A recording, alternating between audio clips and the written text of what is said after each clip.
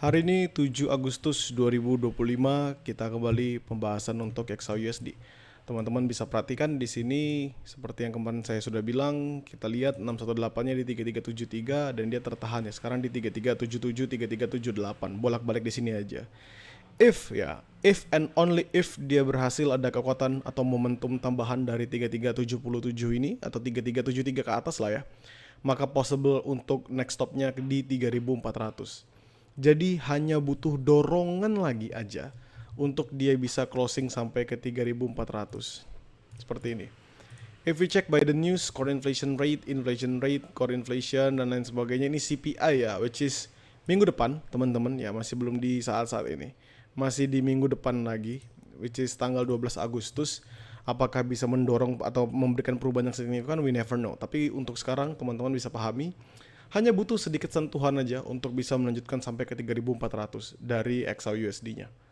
Dan menurut saya it will be a good things kalau misalnya dia bisa ngedorong sekuat itu sih. Karena possible untuk nge-retest lagi di all time high-nya. Sekali lagi setelah 1, 2, 3, 4, 5, udah 5 kali retest. Ya, jadi tinggal kita tunggu aja apakah bisa terjadi hal sedemikian rupa di mana dia mendorong lebih kencang atau tidak. Dan ini kondisi sekarang, kalian bisa perhatikan di sini rally dan ini pembentukan base. Hopefully kalau misalnya dia bisa melanjutkan rally-nya, next target ke 3400. Ya, target saya tetap sama teman-teman ke 3400 seandainya buyer momentumnya ini masih tetap ada atau bullish momentumnya ini masih tetap ada. Now, kita pindah ke Oanda kita ngomongin di H4 kita ngomongin di naked chart as usual. Teman-teman bisa perhatikan di sini sudah really good bullish momentum. Dorongan dari semenjak Jumat ya, ini ketika mulai NFP sampai sekarang masih bergerak dalam pergerakan yang sangat amat signifikan. Kalian bisa perhatikan juga dari sini, possible banget kalau misalnya dia berhasil. Ini pertama sudah di sweep ya, yang tadi saya bilang 3371, 3373 nya. Pertama dia nge-sweep, lalu dia liquidity run dan bergerak di atasnya. So as long as dia stay sebenarnya teman-teman, selama dia tetap stay aja di atas dari 3373 tuh bakalan bagus dan possible makan sampai supply major H4 di 3393 dan meneruskan ke 3400. Jadi targetnya sekarang adalah break di atas 3380-an, makan sampai 3395, break di atas 3395 balik ke 3400. Jadi kita bisa memperhatikan beberapa key levelnya. Sedangkan kalau misalnya kita ngomongin seller, ya tentu sellernya akan lebih strong seandainya dia bisa lebih tereksekusi di bawah dari 3373, which is yang tadi kita sudah perhatikan. Pertama itu Fibonacci-nya 618 dari daily, which is dia sudah berhasil breakout that level. So kalau misalnya dia kembali drop di bawah sana, maka potensial dia akan ada retracement, nutup gap yang terbentuk ketika H4 ini terjadi. Jadi bisa possible dia melanjutkan penurunannya lagi ke depannya.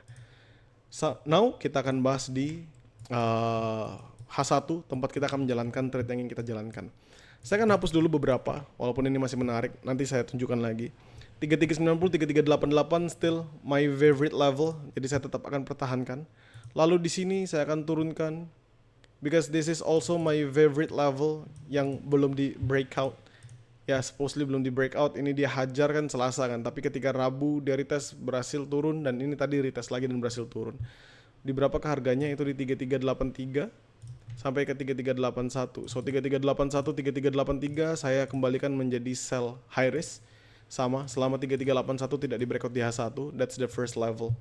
Now, kita tarik di sini Fibonacci retracement 618 di 3372, 3370, which is really close. Tapi kali ini saya bulatkan dekat sama 3369 aja. Jadi dari 3371 sampai ke 3369 will be my level seandainya kita perlu untuk makan buy position yang high risk ya. So saya hapus lagi di atas sini. Maka ini adalah zonanya, tidak ada perubahan teman-teman. Zonanya tetap sama, hampir mirip seperti kemarin ketika saya share mappingan XAUUSD di grup publik juga ya. Sell terdekat 3381, 3383 selama 3381 tidak di break di H1.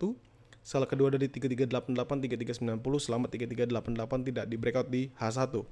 Lalu buy terdekat 3371, 3369 selama 71 tidak di breakout di H1. 3365, 3363 selama 65 tidak di breakout di H1. Dan medium risk saya akan ada di 3358, 3356.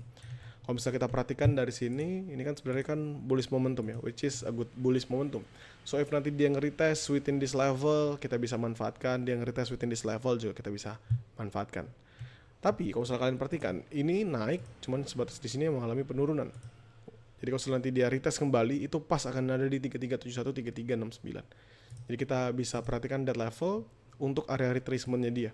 Ya, jadi apakah ada level-level lain mungkin kita bisa ngeliat untuk scalpingan? Kayaknya sih nggak ada ya. M15, M5, nothing much. Menurut saya it is what it is. Udah sesuai aja sih. Jadi mungkin ini sudah menjelaskan dengan baik aja. Jadi nggak terlalu banyak perbedaan dengan pembentukan kemarin. Bedanya adalah kemarin 7270 tuh saya tempatkan sebagai demand minor, which is saya masukkan dia sebagai key level untuk zona buy scalping only. Ya, untuk sekarang ini sudah berubah menjadi zona buy high risk, which is dia sudah naik level. Dan bisa ada penguatan yang baik untuk mempertahankan lagi pergerakan dari XAUSD sehingga possible dia naik ke atas. Dan tidak lupa teman-teman, seandainya 3383 ini berhasil di breakout with a strong momentum, kita buy continuation, target kita sampai ke 3390 dan next targetnya sampai ke 3400. Itu yang akan membantu pergerakan di hari ini. Secara momentum kalau misalnya kita ngelihat di sini memang ada perlambatan ya. Jadi dia bullish, ini kan ketahan lagi.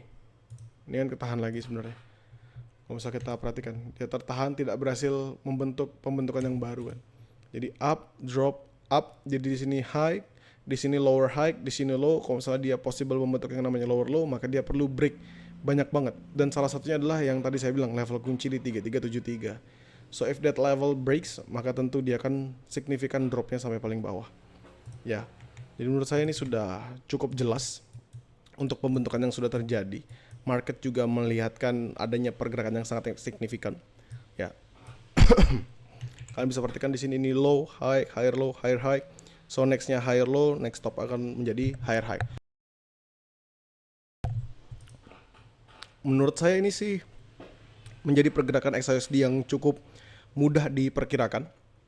Walaupun memang nanti ya kayak kemarin, kencang naik, kencang turun, kencang naik, kencang turun, terus ninggalin banyak banget yang namanya tails ini, sehingga volatilitasnya sangat amat tinggi, ya sangat amat volatile, disebabkan karena volumenya rendah sebelum akhirnya nanti dia hajar lagi. Kalian lihat ya, selalu pergerakan signifikannya ketika momen masuk di US session, lalu melambat.